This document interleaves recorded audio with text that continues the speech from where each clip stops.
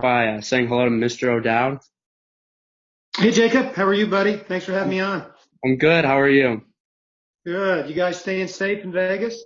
Yes, we're staying safe. Just trying to keep the social distancing going and all that. So, how about you? How are you doing? We're doing great. We're doing great. And thanks for having me on. I love to talk about the game of baseball, and I love you guys have a good thing going there. So I appreciate you having me on.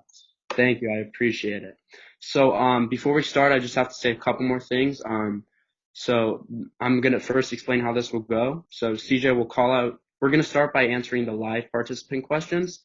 So CJ will call out your name, do in the order we received our questions. And CJ will call out your name and give you access to turn on your video screen and your microphone. And make sure you are unmuted when you ask your question, obviously. And then you will get to speak to Mr. O'Dowd and ask him your question you submitted. If you have additional questions you would like to ask, please message me via Zoom or email.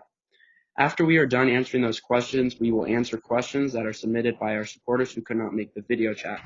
And then after we answer these questions, with our time left, our board members will ask other questions pertaining to baseball right now and other topics until time is up.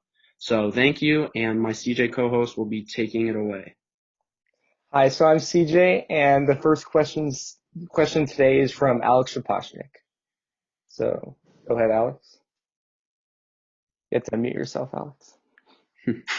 Hi, I'm Alex Sapochnik, and I just want to know what's the process of becoming a GM? Like, how do you work your way up? Well, is that what we're going to talk about for the rest of the show? Because that's a really long answer. Well, like you can just give me a basic rundown. Like how do you get into a front office? Yeah, How do you sure. First of all, I think you got to love the game of baseball. Hmm. And I think there's a big difference between being passionate about something and loving something, because the climb to get there is going to involve some real challenges and some disappointments. And sometimes when you're passionate, you kind of go off in another direction because it's hard. So you really got to love it. And then, when you love something, you're going to work at it as hard as you possibly can. Three characteristics for me in the front office were crucial. You had to process thought quickly. You had to be a world-class problem solver, and you had to be adaptively creative at all times. And so as you study in school, challenge yourself with the hardest classes you can take, push yourself beyond your comfort zones, learn to communicate well via listening and talking, and then be a great problem solver and be a very creative thinker. So that's a good start right there. All right, awesome. Thank you so much. Okay, so next question is from Avi Green, if I'm saying that correctly. So I'm going to mute you, and your mic's still muted.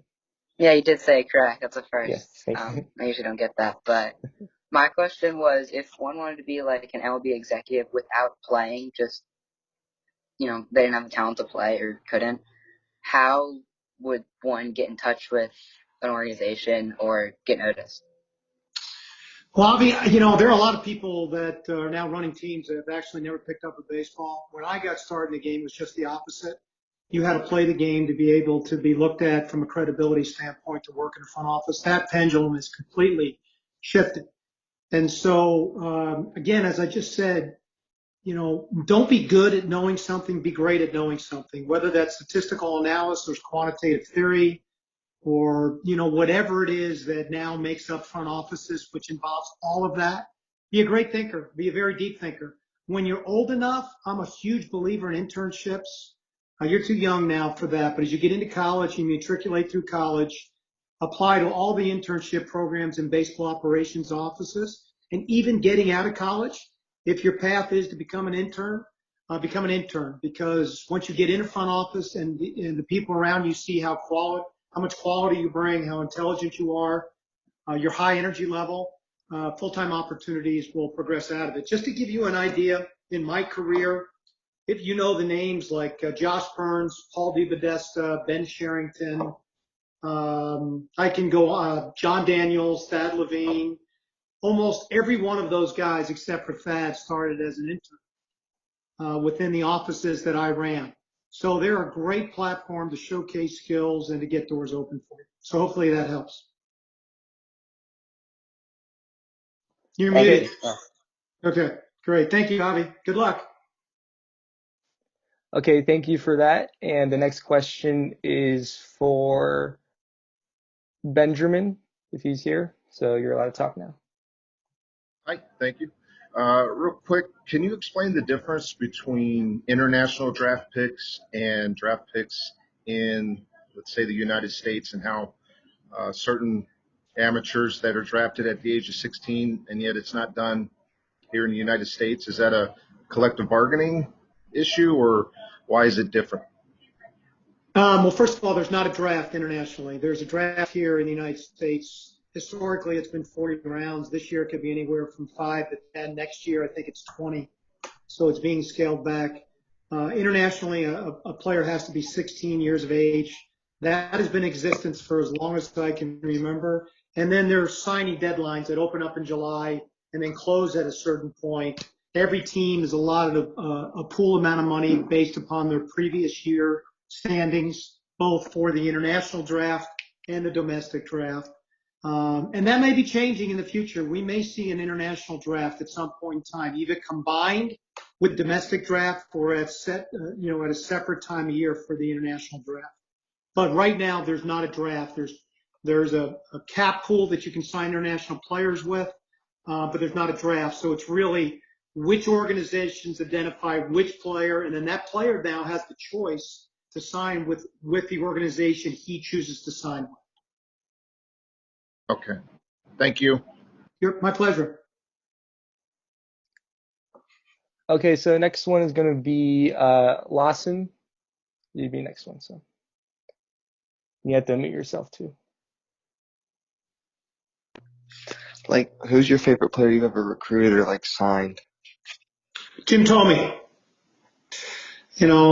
I've been blessed to be around a lot of great players in Cleveland. In Baltimore, I spent a lot of time in the business side, very few years on the baseball side. So from a talent evaluation perspective, Jim Thome was certainly right up there. Manny Ramirez was one of my favorite players to watch. In Colorado, Troy Tulowitzki was certainly a favorite player of mine. Trevor Story, Charlie Blackmon, Nolan Arenado. As you can see, I keep mentioning position players rather than pitchers. I've always had this. For me, evaluating position players was way easier for me than evaluating pitching. And so I have always lent myself to enjoying watching position players more than pitching. When you're a GM in Colorado for 15 years, you begin to realize how difficult pitching is. And so my joy and memories revolve more around the position players and what they were capable of doing rather than, some of the arms that we were able to bring in.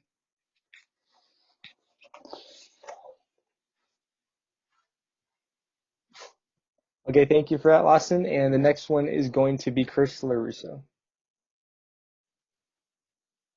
Okay, so you actually just kind of touched on my question, but I was going to ask if it was harder to sign free agent pitchers to Colorado.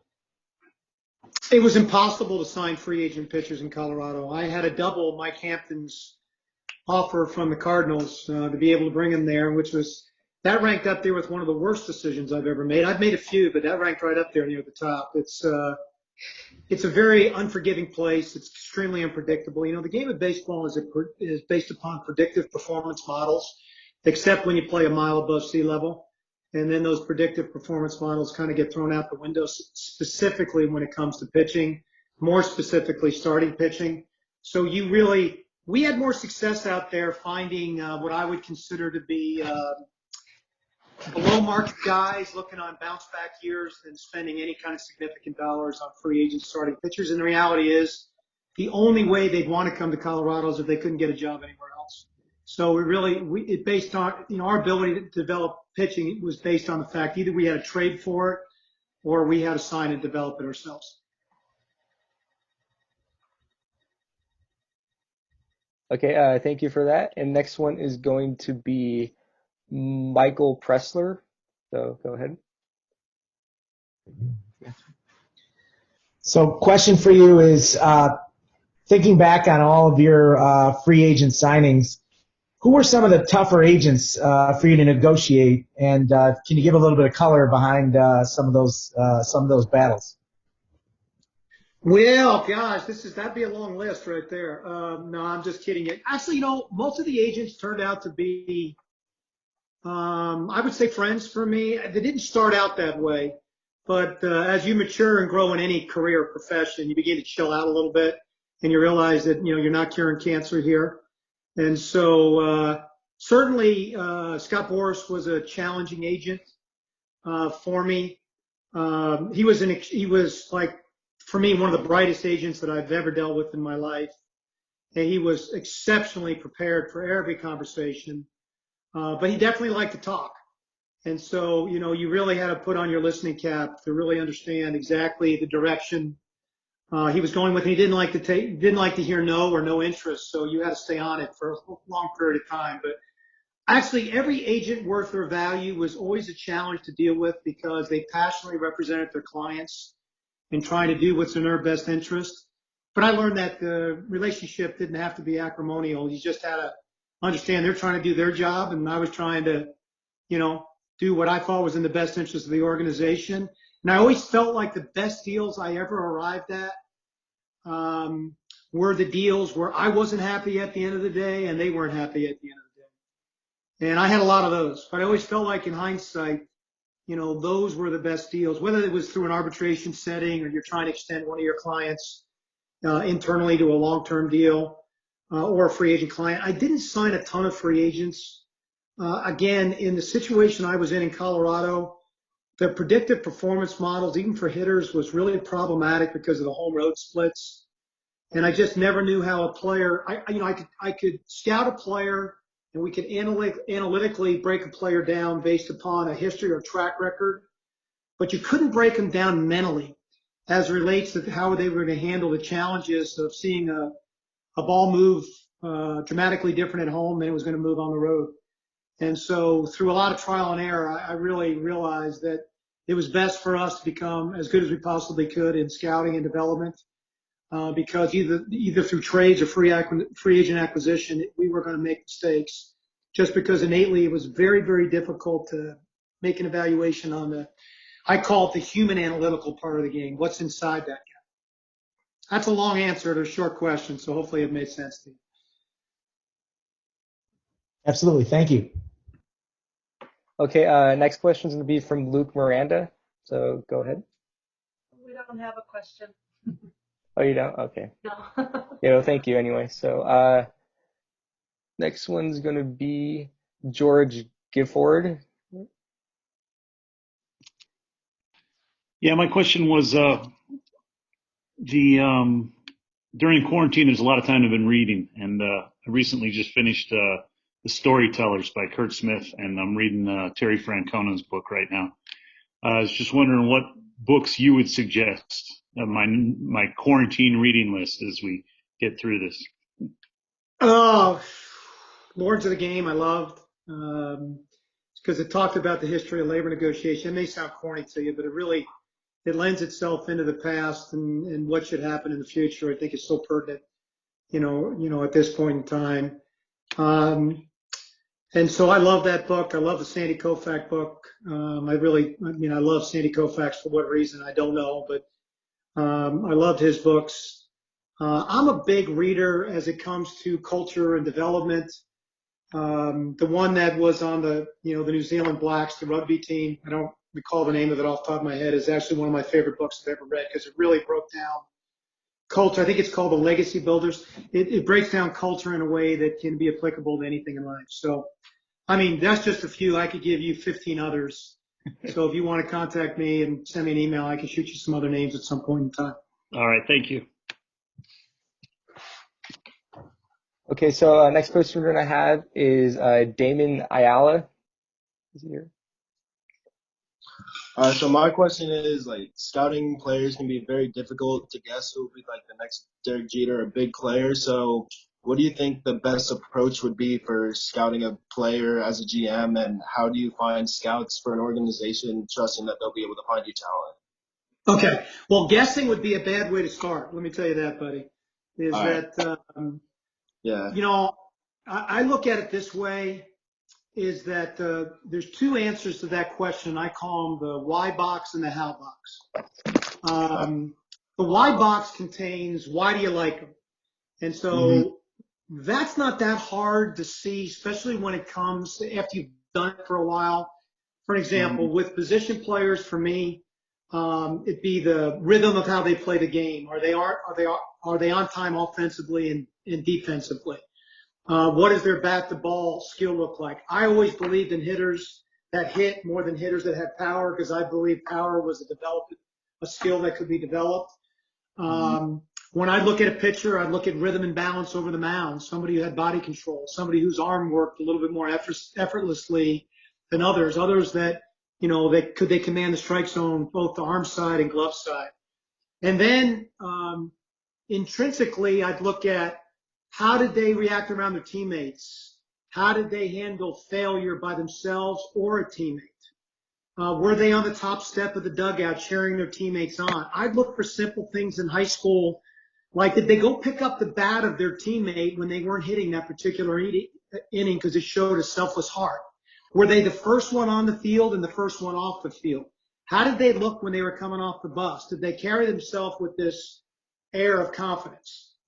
That's the why part of the question. And then your better scouts, they tell you the how. Every player has a story to how they became the player that they did. Give you an example. Todd Helton's ability to bring the bat to the ball as deep in the strike zone was greater than any player in 35 years I had ever been around. So I asked Todd, how'd he get that way? Well, as funny as this may sound, his dad, Jerry, was a big bass fisherman, and they had a 2-car garage. On one half of the garage was the bass boat. On the other half of the garage, Jerry would flip little like wiffle balls, golf balls, even bottle caps at Todd. And Todd took a little long bat, like a stickball bat, but even shorter and thinner. And he'd have to hit these balls for, an hour with Jerry every night. But if he ever pulled one and he hit the bass boat, he was in trouble. So we'd always let the ball drift, whatever he was going to hit, so he learned to hit the ball the other way consistently. The point of that story is that everybody has a how story behind them, which tells you about their character, their integrity, their work ethic, their sense of discipline, and who ultimately they are as a player. So the better area scouts, the better professional scouts I've been around, they could count tools, they could see tools and evaluate them, but they really, really could dig what was inside that player to make him the player that he actually was on the field. That's it. Hopefully that helps. Yeah, thank you. Okay. Okay, so next person, Josh. Josh. Hey, me, Josh, I'm assuming. Yeah. Yeah. How you doing, Mr. O'Dowd? Actually, a lot of my question was going to be about evaluating pitchers at altitude, but I'm sure you've talked about that ad nauseum. But so I'm kind of curious if you could maybe talk about that 2009 draft. That was the year that Nolan Arenado famously was picked in the second round. Trout gets picked in the first round. That draft had Goldschmidt and Pollock and Strasburg. Can you walk us through that 2009 in the draft room that year? Well, I can tell you is that, regrets in the draft are something that lasts a lifetime with you. And certainly every GM and scouting director that had an opportunity to take Mike Trout and did it, that is one of those that you live with to the day that you die. It was a very deep, talented draft. But it was a draft for me that had some late poppers, Trout being one. Cold weather kid from New Jersey, wasn't so much on the showcase circuit the prior year. Weather that year in New Jersey in the spring was horrific. So they had a ton of rainouts, weren't able to get out to see him very often. You saw the talent, but no one saw it the way we should have saw it. In Arenado's case, for me, it's a really interesting story. Johnny Lukens was our area scout, very, very talented guy. And Bill Guyvette, who was the assistant GM at the time, they put Nolan through multiple workouts. Nolan was a shortstop in high school. Wasn't going to stay a shortstop because he basically was a 2-runner in high school. It's gotten a little bit better since then. Still had very quick feet, very accurate arm, but very, very low range as a shortstop. We put him through 2 private workouts. In those 2 private workouts, he did not hit 1 home run. But he also never swung and missed at a ball. It was BP. But he also never swung and didn't square a ball up. And so we loved his competitiveness. And so, I mean, we were very, very fortunate. We were all over him. I mean, he should have been our first round pick, not where we ended up taking him. But it just goes to show you, again, with high school kids, how much better they can actually get. Because there's no way we thought he was going to turn into this kind of third baseman. If anybody tells you that they knew that, then they're lying. And the power that's now so evident, again, was not present at all in high school. But the hit ability was. And Goldschmidt was an interesting story, too, because, he was a kid that his body was not the body that it ended up being professional baseball. He wasn't very athletic. He didn't move exceptionally well. He hit, didn't show the same kind of power. And so he's a kid. The Diamondbacks just did an incredible job changing his body, or Paul did himself, because he's such an incredible professional. And then he kind of reinvented his swing a little bit in professional baseball too. So that's why a guy like that lasts to the 8th round and turns out to be, just a tremendous pick. But, that draft had some tremendous hits in it, but boy, it had a lot of misses in it too. Like it almost seems every draft here has. So hopefully that helps. Yeah, that was awesome. Thank you. Thank you. Okay, next question is for Sam Thaler. Hello. Do you believe pitchers or hitters are more valuable to a team? I think you win with great starting pitching and a dominant bullpen, but I don't think you win anymore without a roster of 1 to 25 that's so deep. When you look at the Astros team, for me, which has been a model of consistency separate from all the rest of that stuff. You look at, they've got, for their championship teams, they had 2 number 1 starters in Verlander and Cole. And then they had all-stars for me at second, short, third, and in center field with 3 other really good players around them, but they had impact players at second, short, third, and center field with 2 number 1s. Yeah. If you don't have at least 4 of your 9 guys in your lineup, that for me, I call them aircraft carriers, legitimate guys, because of the attrition of seasons and the way injuries play such a toll, you're going to have a tough time winning championships. And if you don't have at least 2 dominant starters in your rotation, again, you're going to have a tough time winning championships. You can and get lucky, but it's not sustainable. And so, obviously you need starting pitching, but if you don't have impact everyday position players, you can't win championships. So you've got to be really proficient in both areas to be able to win championships. Yeah, of course. Thank you. Thank you. Good question.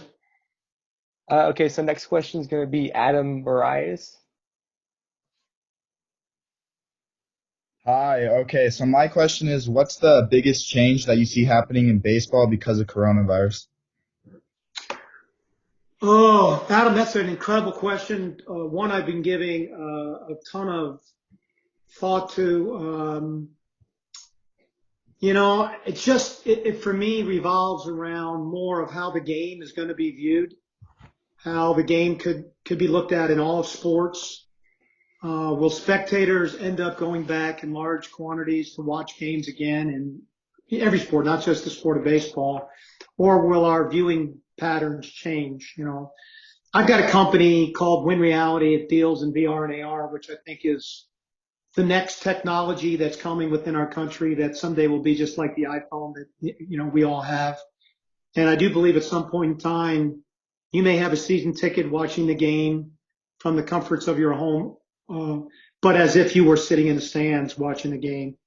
And I think technology will play even more of a bigger impact on how we consume sports in our country than the way we currently do. And it's played such an impact, up to this point in time. So, it'll be really interesting to see how this plays out. But, for me, the biggest change is going to be how the sports are consumed from a viewership standpoint as we move forward from a scouting standpoint and a development standpoint.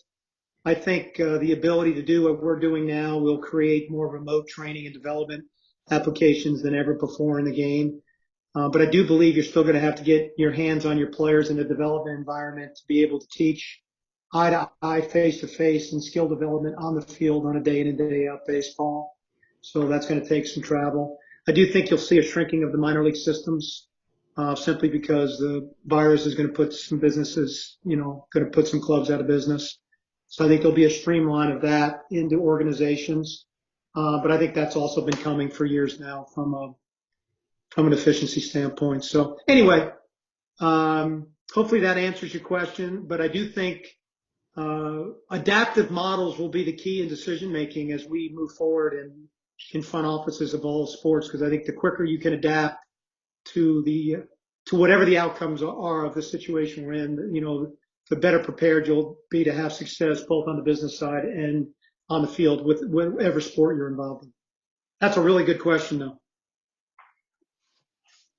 Okay, so that's all the questions we have from the live participants so far. If you have any more, you could leave them in the chat or email me through the email I sent out the link with.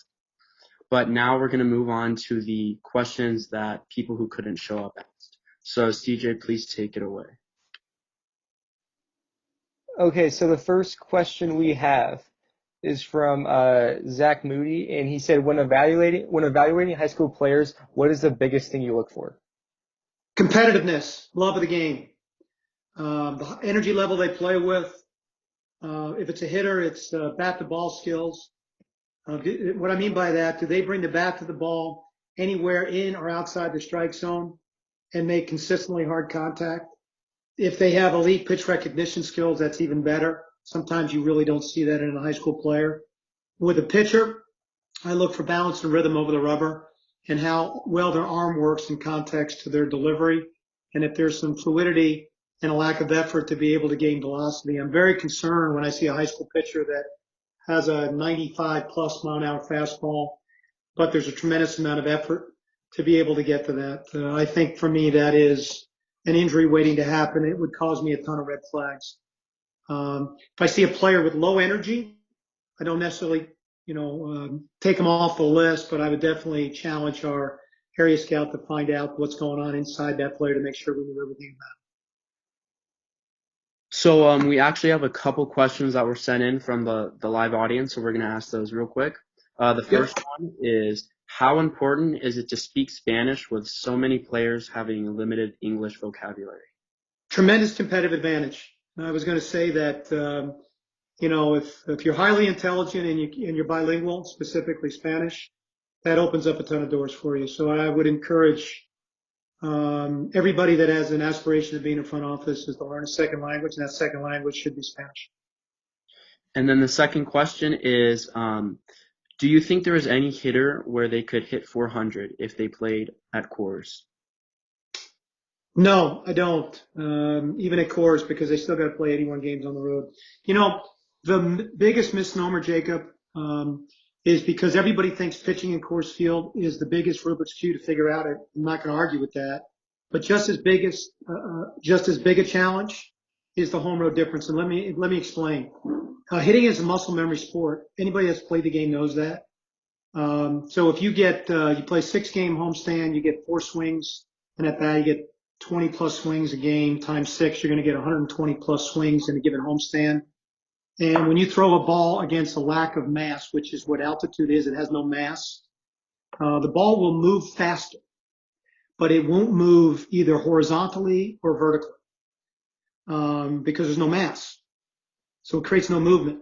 So now if you're a hitter and you go to San Diego and you're now playing at sea level, in the very first game, you see a ball out of the hand, you take the exact same approach, you take the exact same swing, you get off in the exact same time, and you foul a ball off. The reason you're fouling a ball off because you're now seeing a movement. And so the game of baseball is so challenging mentally. What is a physical thing quickly becomes a mental thing. And then the constant adjustments of going home to road and home to road and home to road all year long is mentally extremely challenging. Todd Helton came close in 2001, I believe. But even Todd, as great a hitter he is, mentally and physically just worn out. He got worn out at the end of the year. year. So the answer to that is no, and that's the reason why. There's one more, or there's still a couple more questions that are coming in from the chat. And the next one is from an obvious Padres fan because they asked, in 1994, Tony Gwynn would have hit 400 if not for the strike that ended the season. What do you think? I think so. The game was different back then. Starters went a lot longer. Hitters got a chance to see pitchers a third, fourth time through the lineup. Bullpen and power arm back in that era was 90 to 92, maybe 94. The game was just a different game, and Tony had an incredible elite ability to hit. So if anybody in the game could have done that, I do think Tony is a prime candidate to do that. But even Tony, as great a hitter he is now, the way bullpens are built, I think it'd be very difficult to do that. Okay, the next question is from George Gifford. While everyone is different, I read an article suggesting 27 is a good target age for the prime time of one's career. As a GM, did you have a target age in mind when looking to sign free agents? Did this age differ between position players and pitchers? Yeah, and to me, it differed by position. So your corner players or your power players, I thought they would age a little bit more gracefully than your middle infielders. Catchers matured later, but they also faded quicker. And then your speed positions are ones that you really want to try to access below the age of 30. Saying that, I think you do get into a box if you paint everybody with the same brush, because everybody is genetically made differently and everybody's wired differently.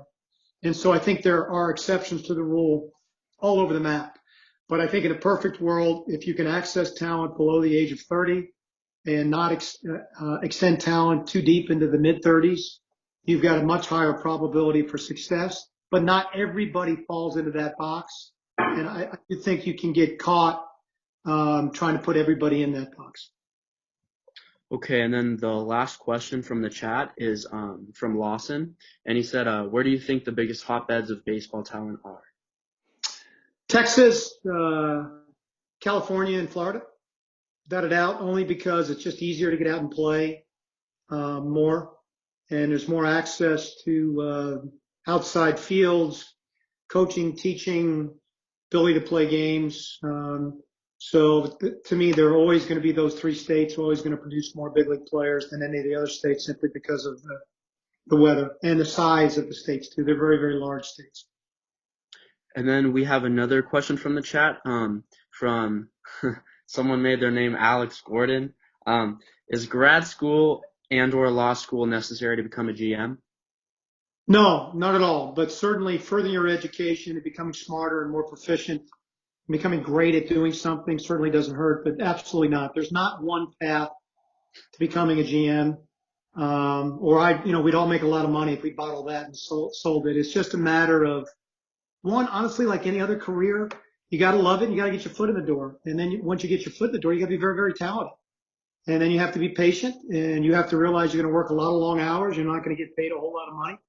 So you really have to love what you're going to do. And then you have to wait for those doors to open. And when they do, you've got to take advantage of them. But I don't think I think grad school, becoming a lawyer, is a definitive need, but it certainly doesn't hurt. As it furthers your education, it should further your ability to process thought. Okay. If there's any other questions, there's another one from the chat. It's from Josh, and he said there are so many power hitting shortstops today. Were you ever concerned with putting better offensive players in more physically strenuous positions like catcher, shortstop, center field? Yeah, it's one of the reasons we moved Carlos Gonzalez from center to a corner position at a pretty early age because of the physical wear and tear. More concerned about center field and catchers than I am about middle infielders because the movement patterns in the infield aren't the same as the movement patterns in the outfield, especially where I was, where Coors Field, center field is like Grand Canyon. And catching is just a position of attrition. And if you had an elite offensive player, you really had to think long and hard about his catching ability because you don't really want to, lessen his ability to impact the game offensively because it's such a physically demanding position. That's why, for me, everyday catchers anymore in our game are really 100-game starter guys. So, you'd like to have the ability either DH them in the games or not catching or playing at first base. you start playing them more than 100 games a year, their lifespan of quality offensive production is going to be shorter. Okay, so I'm pretty sure that's all the questions so far in the chat. If anyone else has a question, you can still put it in. But let's go back to the other questions. CJ, please. Okay, so the next question. Real quick, I'm sorry. We got one more question from Chris LaRusso. He said, do you think the DH is coming to the NL anytime soon? I do. I believe. I think there's so many interleague games right now. I think the rules should be uniformed. I'm a big DH guy. I think the strategy is way overblown. And I do think adding offense into the game makes the game exciting, because anytime the ball's put in play, you see great athletes making plays. I think pitchers, they don't hit in high school, they don't hit in college, they don't hit in the minor leagues, and yet we want them to hit in the big leagues. It's crazy to me. We're just putting pitchers in position where they can get hurt, so I'm a big proponent of the DH. We got another one from Alex Gordon. Dan, did you watch the Chinese baseball? Is that what it is? Do you watch the Chinese Baseball League, especially during the pandemic? If so, what level is the talent? AA, single A? I have not watched the Chinese Baseball League. I've watched Taiwan and Korea. I think Taiwan I think a lot of players in the Taiwan and Korea baseball leagues can play in the big leagues. And some can impact, some can be role players. But I would say it's a high quality of professional baseball, somewhere between AAA and the major leagues. Okay, and then we have one from Lawson. Who do you think the best player in baseball is not named Mike Trout? Mike Trout. I think Cody Bellinger has a chance to be that kind of player. I think Christian Yelich, though, right now today, may be the best player in the game because he can beat you in so many different ways. He can run. He's a good defender. Maybe not quite the defender Bellinger is, but he's got well above average hit ability with power. And he's just kind of growing into his physical gifts right now. But gosh darn, we are blessed with so many great players within the game right now. But Mike Trout is by far the best player. Okay, CJ, if you want to go back to those questions, please. This next question is from Joey Luber. It's when evaluating high school pitchers, is velocity a big factor in considering to draft a player? I think it's too big of a factor. CJ, honestly, for me, I think velocity is a developing thing. I think if kids throw too hard in high school, their joints and tendons aren't made for that. And I wish our evaluation system within our country didn't place as much emphasis on velocity. And I wish it placed more emphasis on command and control movement and less effort. And I think if we rewarded that more, we'd have a healthier game from a pitching standpoint. But when the radar guns came into play, it's the easiest thing to scout and it's the easiest thing to hide behind in velocity. So it does play a big role. Okay, thank you for that. And there's another question from the chat and from Alex Gordon. It's Dan, how would you grade Bryce Harper as a right fielder? Oh, I think he could be above average. I think last year I thought he played it above average. Prior years I thought it was average at best. Bryce is a hometown boy for you guys. Bryce, for me, when he plays with intent and energy and emotion, which I thought he did a phenomenal job of last year. He's a top 15 player in the game. And I think he, when he wants to, I think he can be an above average right fielder. But for me, it comes down to walk. Because he's so talented. When the intent is there, the results are there. Okay, thank you. And next question is going to be from Zach Whitaker, who was unable to make it today. And he said, what majors or colleges would you consider for a general manager position? Again, I don't think you have to be so locked in on a particular major. Obviously, quantitative analysis, statistical interpretation, being able to apply algorithms to decision making. They're huge in the thought process of major league organizations, just understanding how they work. Basic economics is so important. But I think just being a really well-rounded thinker, somebody that processes thought quickly and is a problem solver and a creative thinker. And, some of the things that colleges don't emphasize to me are incredibly important. being able to communicate, like with what you guys are doing right now, being a good public speaker, being able to create relationships in society that are authentic in nature. Because when you're building a front office team, you're trying to create culture. So you want guys and girls that have the ability to get along with other people, not just sit in front of a computer screen. You want them to be able to think and communicate thoughts and organize themselves in a particular way. So there's a freedom day in and day out that they don't have to be managed, that you have to just give them a task, and then they've got the ability to think through that task. And then they're so process oriented that they can take a task and figure out a better way to do it. So we're not just doing things for the repetitive nature of doing things. So challenging yourself to be a great thinker and taking classes that are going to make you uncomfortable. Do not worry about your GPA. You know, I had an older boy that I was blessed to be able to go to Dartmouth and play 6 years of minor league baseball. Not once did his mom or I ever ask him about his GPA at Dartmouth. He took a double major in econ and psych and a minor in English because we could care less about his grades and care more about how much he was learning and developing thought. And I can tell you he's running our company right now, and his experience at Dartmouth has turned him into a world-class thinker because he wasn't worried about his grades. He was more worried about trying to become intelligent and well-rounded. So I encourage everybody that's going to college to develop skills that are more well-rounded and develop thought and develop the quality of person that you are. So that was a very long answer. Okay, next question is going to be from Noah Blue. Hi, you drafted MLB Tulo, Charlie Blackmon, and others, including Manny Ramirez. Were there any players that you thought would start right away? No, Tulo was the closest to the big leagues for us.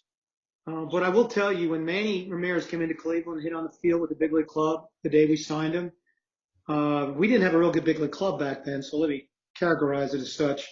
But honestly, if you didn't know he was a high school kid, he hit as well as anybody that was in the cage during BP. He was that gifted of a hitter.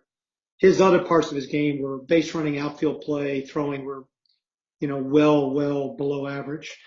But Tulo was by far the closest to the big leagues. We might have been able to call Tulo up sooner than we did, but I do think it's really important that guys play somewhat in the minor leagues, so when they hit that moment of failure at the big league level, they know they don't have anything to prove going back to the minor leagues, and they know whatever challenges lie in front of them, they've got to figure it out at the big league level.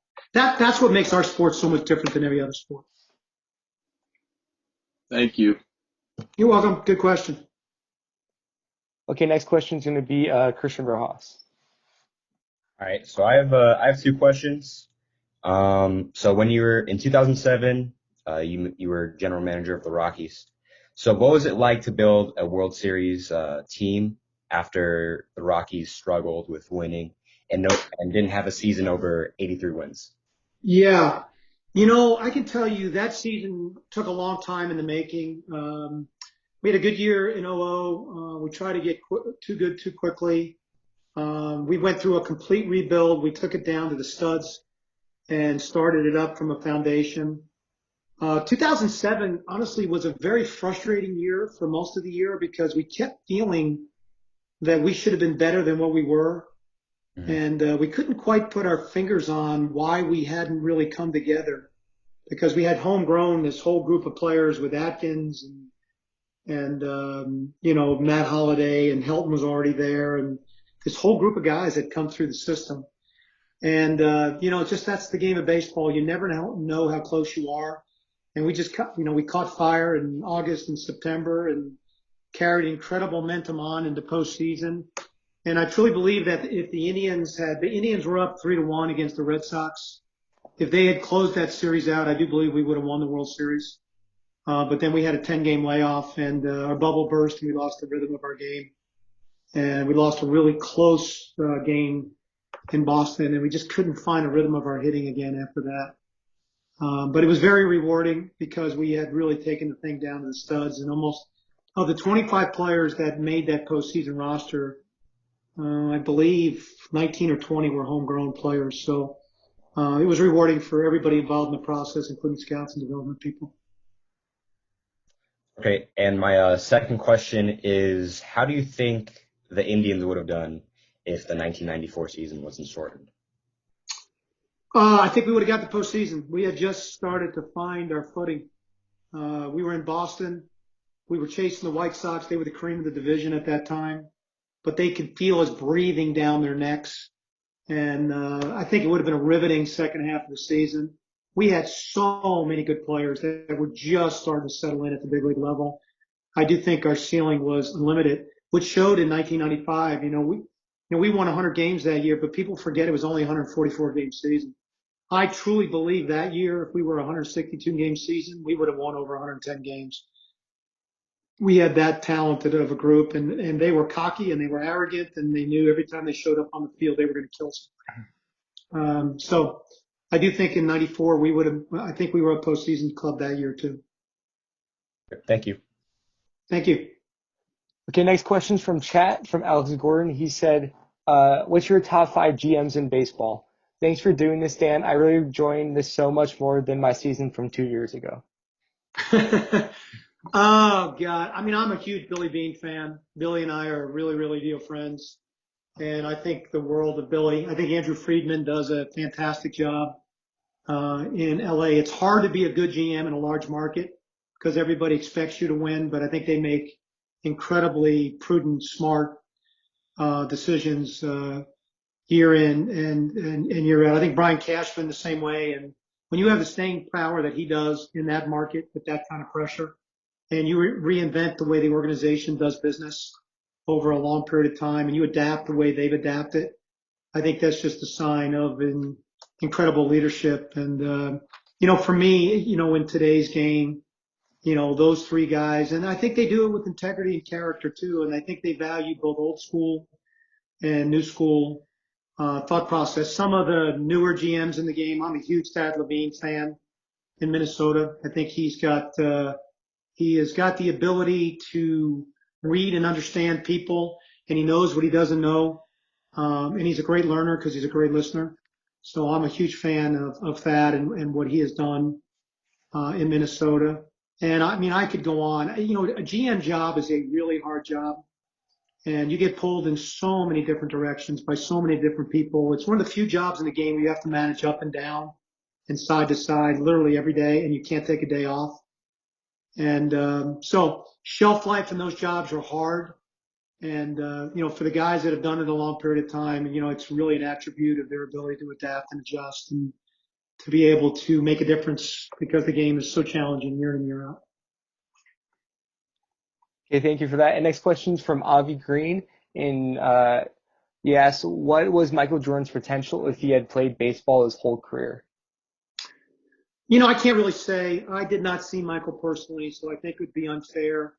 I think no matter what he would have done on a baseball field would not have been anywhere close to what he could do on a basketball field. It's, being a great athlete in other sports does not mean you're going to be a great athlete in the game of baseball because the skill set is so dramatically different. And it's just because you're hitting a moving object and you have literally no time to make that adjustment to be an elite at it. And so, I mean, he might have played in the big leagues, but I'm not sure he would have made anywhere close to the same impact that he made in the basketball court. So he definitely made the right choice in the sport that he played. Okay, thank you. And next one from Josh. And he says, I work for the Rockies, and obviously last year was a disappointment throughout the organization. But how do you evaluate this year's current team? I've been separated from the Rockies now, a pretty long, significant time. So I'm very objective when I look at it. I do think they're still going to have a talented position player club. I think a lot of that depends on if David Dahl can finally stay healthy, which is a gift, and he has not been able to do that. When he is, I think he's got a chance to be an all-star type player. I think they need that to lengthen their lineup. I think Trevor Story is a superstar, not just a good player. And Nolan Arenado speaks for itself. So they've got, with Blackman, Story, Arenado, and if Dahl can stay healthy, they've got 4 pieces. I think Ryan McMahon could take the next step in his career, and I think the Rogers kid has a chance to be very, very good. It's going to come down to pitching, but I like Freeland. I was part of drafting Freeland. I think he's a very talented kid. I think he lost his way a little bit. It's very hard in Colorado to have repetitive years of being really good. If that staff can bounce back, meaning Gray and Freeland and and Marquez and stabilize their rotation. I think they have a chance to be competitive, but it all comes down in Coors Field. Your bullpen has got to help you win the games that you're supposed to win on a consistent basis, and their bullpen wasn't good last year. Their bullpen has to be better this year. So there's a few more questions from the chat. The next one's from Lawson. He said it's two questions. He said, who's the fastest baseball player that you've ever seen? And do GMs watch the College World Series as an extra tool to see players before they draft them, or do they already have their picks basically selected? Yeah, for me, the fastest, I answer this based upon applicable speed. You got a lot of guys that can run, but you have to run in context of the game. So stealing bases, taking good routes to be able to track down balls, changing the game with your speed because you can fly, but you also have the ability to play the game within the context of your speed. So Kenny Lofton and Juan Pierre for me were two fastest players that could impact the game with their speed. Billy Hamilton for me can fly, but he's not instinctive. And so those two players had impact speed and they were instinctive with their speed on top of it. So by far for me, those were the two guys that I had the pleasure of watching and being around. And Jacob, what was the second question? Do GMs watch the College World Series as an extra? Yes. Yeah, no, I don't watch it to evaluate players. I just love watching it. I love baseball when it's played with that level of emotion is a beautiful game to watch. And there's nothing like the emotion of a College World Series. I'm not even sure there's the same level. There's a level of intensity in the playoffs, but I'm not sure the same level of innocent emotion that you see in College World Series. And he also asked, before the draft, do you use the College World Series as an extra tool to look at these players, or do you kind of already have your draft board set? Yeah, you have your draft board set, but anytime you're watching a player play under pressure conditions and seeing how slow their heartbeat is or how fast their heartbeat is gives you another insight into what even if they don't, I never worried about how they perform because when you look at players' performance in a short window, and you make decisions on that, you're going to make a lot of mistakes because players fail. I mean, players aren't good all the time, but how they go about failing, for me, gives you just as much insight in their future success as to how they go about succeeding. So for me, when I go to watch players play or I'm watching players on TV, sometimes honestly, I get more out of watching when they stink rather than watching them really good. So there's one more question in the chat, and then we'll get to the last couple questions aside from that. It's from Avi, and I'm trying to find it. It was is Anthony Rendon the best infielder in baseball? Tony's a great infielder without a doubt, but no, I don't think he's the best infielder. For me, I would still take Nolan above him, at third base. But now, if the question was asked, is Anthony the best clutch hitter in the game of baseball? That one I might have to say he might be because his heartbeat. I honestly am not sure he even has one when he gets into crucial situations. He's got the ability to slow the game down that much. I mean, he is world class in his ability to hit when the game counts the most. Okay, so now we're going to go to our questions from CJ Kalakis, then a couple from me, and then I think we'll be out of time. So, CJ? Okay, so one question I had is if you're going out to scout a player and that player is like struggling, like someone's like pitching ends up struggling on the mound, do you care about his performance more than what you care about if he hustles or does the right thing? Yeah, I don't care about performance, because if it's an isolated look, listen, at the level I was at, I wasn't going in to see a player unless he was really good. And so I already know he can play. So again, as I just answered that, CJ, how he controls his emotion, what adjustments he makes on the mound, how does he react to his teammates, how does he compete when things aren't going well, how does he react to the umpire? The umpire obviously blows pitches when he's not pitching well. What does he react when a guy squares him up? Because all those things are going to happen in professional baseball. So it actually, for me, selfishly, it's a blessing when I go see a guy and he struggles because I already know he's good. So now I want to see what kind of emotional maturity he has to be able to adjust and make a difference.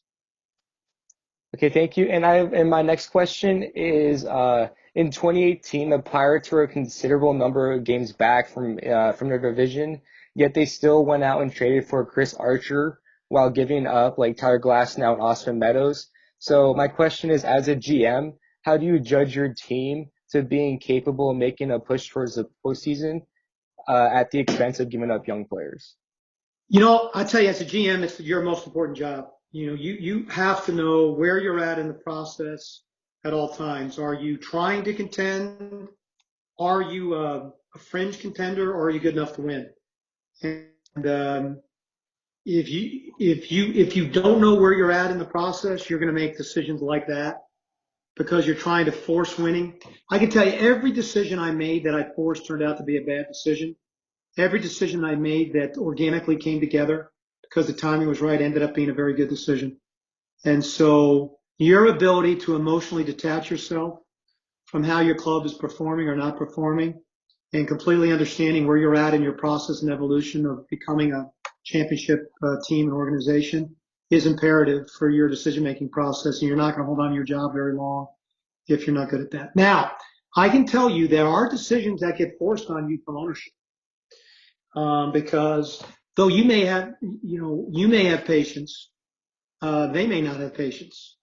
And there are other factors that go into winning and losing besides just record on the field. It could be your attendance numbers. It could be your revenue base. It could be banking covenants. It could be so many different things that, ultimately at the end of the day, as a GM, I made decisions, not based upon what I wanted to, but based upon where we were at that point in time and what I had to do. And so sometimes GMs get evaluated based upon the personnel decisions they made. And some of those decisions they may have not really wanted to make. And that just comes with the territory and responsibilities of the job, because ultimately there are people above you that ultimately have to write the checks. And those are the ones that really feel the pressure of winning and losing on the field too, not just yourself. Okay, so I have two more questions. Then our other board member Noah has one more, and then we'll be done. My first question is, in 1999 with the Cleveland Indians, your front office consisted of John Hart, Mark Shapiro, Josh Burns, Paul DePodesta, Ben Cherington, Neil Huntington, and Chris Antonetti. They all turned out to be GMs of Major League Baseball teams. I know one of them went into NFL in a big role, and when I read that, I was amazed because I've never seen a front office that stacked. And my first thoughts were, what was it like working with such an amazing cast of guys? Did you know they were all going to turn out the way they did? And how do you handle in-house competition like that? Because obviously you're all striving for the same job, but you're all striving for the same goal on the team at the same time. So how do you deal with all that? Oh, boy, it was like be the closest thing for me of working at Apple Computer when they were developing their first computer. It was a think tank of progressive ideas on a daily basis. It was a ton of selfless individuals that cared about the bigger picture, that were certainly ambitious, but they knew it was just a matter of time that was all going to work out. And they all had incredible vision in their particular areas, responsibilities. The biggest challenge was just keeping them all challenged on a daily basis. But I had no doubt they all were going to be fantastic of what they did. No different than Colorado. At one time, Josh Burns, John Daniels, and Thad Levine all worked together. And Jerry DePoto and Scott Service were all five of them were in the same office at the same time. And one's a manager, and the rest now are GMs and vice presidents and presidents of baseball operations. So it's the same thing. It's a wonderful collaborative feeling when you're around a ton of people that you know are smarter than you, because that makes you a lot smarter just in having the ability to keep up. And actually, all those guys were smarter than me. And so it was both humbling and rewarding at the same time. So my last question, I remember Chris already touched on it, but it was about the 1994 season. I mean, your lineup was stacked. You had Kenny Lofton, Omar Vizquel, Albert Bell, Eddie Murphy, Sandy Alomar Jr. You had Manny. I mean, I could go on with this list. But during the baseball strike, how did the strike affect your organization as a whole?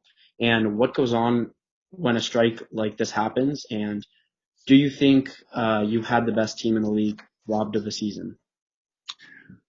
I don't know if we had the best team in the league because I don't know if our pitching was quite there yet. The position player lineup was a joke. It spoiled me, Jacob, because I kept trying to duplicate and create lineups like that again, and I never was able to do that because it was so unique and how that all came together. I mean, when Manny and Tommy came up, they were hitting 7th and 8th in the lineup. I mean, that's ridiculous. That might have been more about Grover's lineup construction, but anyway, it was a pretty talented lineup. That was a joke there. It was frustrating, disappointing, but I think when you get around the game, the one thing you have to learn, and all you guys are going to have to learn this about life, is that life becomes a lot easier when you focus on what you can control and let go of what you can't control. And that's right. None of us in any of the positions we're in could control any of that. And so it was better we just let it go. And, we were hopeful we were going to come back. As it progressed, we realized we weren't. So we just turned the page and started focusing on, we spent a lot of time in our scouting and development organization, which helped our process become even better and more proficient in how we evaluated and developed players. And we turned the page and started to prepare for 1995 because, again, we had no control over that. It's kind of what's like going on in the game right now is, you can control what you can control and you can let go what you can't. And honestly, for me, that's the biggest message I used to give minor league players is that, the 3 things that you have to do to be a great player, to big league player when you're a high school, college, or minor league player, professional player, other than working your butt off, is that you got to stay very present focused. You have to let go of any past failures. You have to love the game, and you have to stay focused on what you can control and not worry about everything else outside of that wall is just white noise, and you got to let it go. If players can't do that, players don't make it. If executives can't do that, they don't make it either. Thank you. And Noah has one more question if you want to say that now. All right. So what makes Austin Martin the best bat in draft? Have you had a chance, Noah, to ever watch him hit when you watch any SEC games or anything like that? Yes. Okay. What stands out to you when you watch him hit? What's the one thing that you see, you go, wow, that's unique. That's different. That's special. Like their swing, it just seems like they're swinging harder and the bat has more pop. I would To say. me, Oh, go ahead. I would say it's the things I've noticed from him is just like the swagger he brings to the game, like with the thing he does when he goes up to the plate, he does like the drag with his feet. He's always playing. He always looks like he's the hardest player out there. Working his butt off every game, and he also has really quick hands. So that's what I noticed. Good. CJ, do you see anything other than that? I really saw he has really quick hands, and I think he really has good discipline within discipline. He never really chases outside the zone, and I think that really helps. I think you guys nailed it. He's got a slow heartbeat. He's got lightning quick hands. He's got an effortless swing, and he's got an incredible understanding of the strike zone. I mean, he's really, and for me, he sees the ball out of the hands so well. So what big league player does he remind you guys of? Do a player comp for me. Okay, CJ, you go first. Think about his size, the way he moves, his athleticism. Maybe I don't. The first thing that just popped in my mind, I'm not sure, is Francisco Lindor, because he does the same thing. He's pretty disciplined at the plate. He slows the game down. He's got the same swagger, kind of same body form. You know what I mean? And quick hands with him too. So that's. I think there's somebody out there better than him. I think it might. Would it be like Trevor Story maybe? No. Different body type. Trevor's about 6'2". Bigger, yeah. 215. For me, it's Mookie Betts. I think Austin ends up playing the outfield. Their body types are almost identical. And their setups are a little differently, but their hand speed's the exact same. And their athleticism, their quick twitch is the exact same. I think they're very, very similar type players. And I do think that Austin's best position moving forward is the outfield, specifically center field. Really? Okay. And the last question of the day is one more from Lawson in the chat. And he said, thoughts about bat flips. Oh, I love them. As long as they're done organically and not premeditated. I don't like the premeditated ones. Like the guy that does it in the moment of joy and emotion and celebration, I'm all in. I absolutely love it. The guy that's thinking about it, that does it because he wants to be seen, I don't like that. I think that is, that's the guy for me that should know that, you've done it before. You don't need to, everybody knows you're a good player. But in context of doing it emotionally, I think emotions are a part of sport, and I love it. I think it's great. All right. So thank you so much, Mr. O'Dowd, for joining. This was awesome. A lot of great information. And we just want to thank all the participants again for joining. And besides that, this video will be on our social media, also with our website. And our next Zoom chat is Friday with the commissioner. If any of you are interested in joining, all you have to do is go to our website and fill out the form to sign up. And that's it. But once again, thank you so much, Mr. O'Dowd. This was really awesome, and we really appreciate all your time. And we hope you stay safe and stay well. Thank you, Jacob. Thank you, everybody. You guys had incredible questions, and I guarantee you the commissioner is going to even be way better than I was today. So enjoy every single minute. Well, thank you. Good job. Thank you. Yeah. Thank you.